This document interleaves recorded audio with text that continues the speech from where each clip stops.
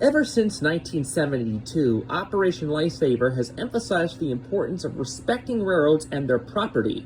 The prime example, at Downers Grove, Illinois, a usual closure of the E9A units on the Burlington Northern Chicago commuter operations. But on one traumatic day on the 22nd of August of 1991, that reality became fatal.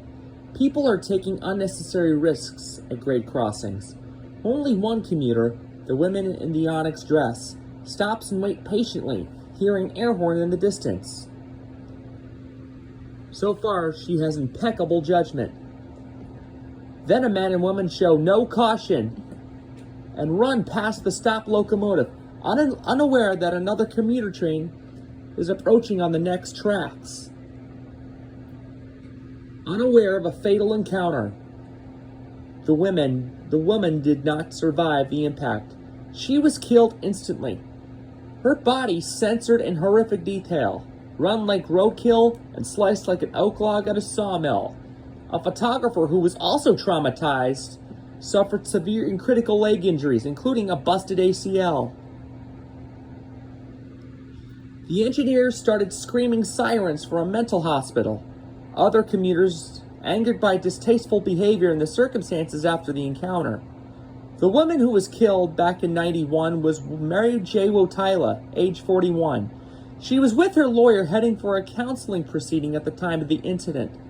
Her foolish behavior to play chicken at this Fairview Avenue crossing cost her not only her safety, but her life.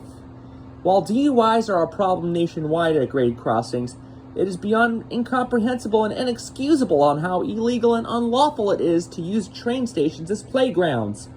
The NTSB and FRA have emphasized its gory nature and traumatizing environment. Not only did this incident disgust the engineer and his family, it infuriated the extended part of his family and his elders to sue the deceased victim's family, claiming in a confidential 60 Minutes 2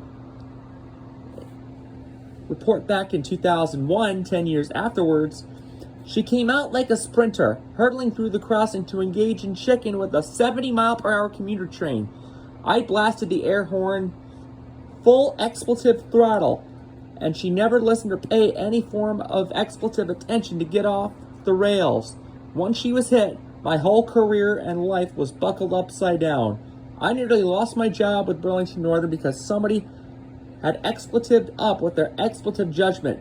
Don't be throwing jokes about scrambled eggs. Nothing funny about this incident.